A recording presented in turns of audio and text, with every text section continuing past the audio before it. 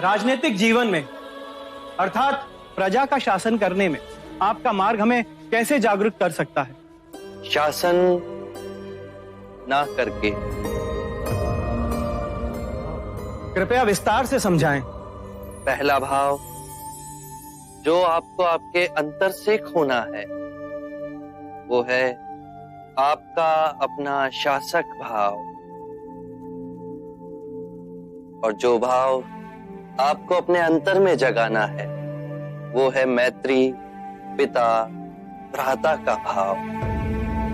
कर्म के चक्र से यदि आप राजा बने हैं तो केवल इसीलिए कि आप अपनी प्रजा की आंखों के अश्रु पहुंच सकें, उनके दुखों को दूर कर सकें। यही कृत्य आप अपने घरों में हर दिन करते हैं पिता बनकर। तो फिर आप सब ये भाव शासक बनकर क्यों नहीं करते? क्योंकि आप स्वयं को प्रजा से भिन्न समझते हैं, इसीलिए आप सब पूछते हैं कि जागृत शासक कैसे बने। ये प्रश्न आप तब नहीं पूछते जब आप पिता बने थे कि हम पिता कैसे बने, क्योंकि वहां अपनत्व का भाव है। तो इसी भाव को और विस्तृत करें। सभी अपने हैं, सभी के दुख अपने हैं।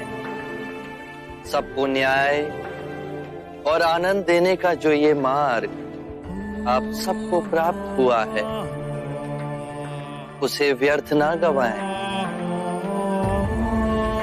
शारीरिक रोगों और मानसिक दुखों से तो जन जन पीड़ित है, पर उनको आप सामाजिक न्याय देकर उनके जीवन को सुखमय तो बना सकते हैं। मैं इस क्षण को कदापि नहीं भूल सकता। आपने मुझे जगाया है। शाक्य मुनि बुद्ध की।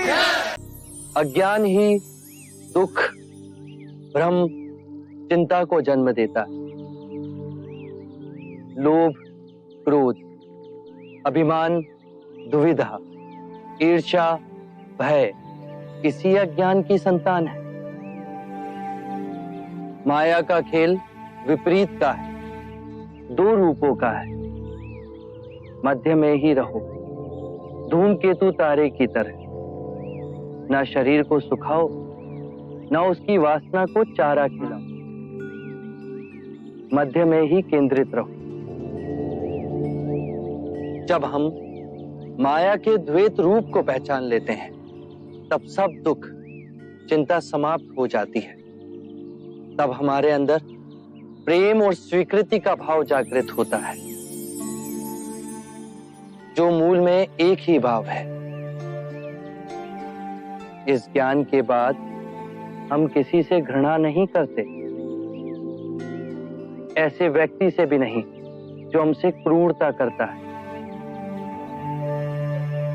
वरन ऐसे व्यक्ति को हम सांसारिक भावनात्मक रूप से रूपांतरित करने का प्रयास करते हैं। जब ज्ञान के चक्षु खुलते हैं तो करुणा ही हमारा स्वरूप है।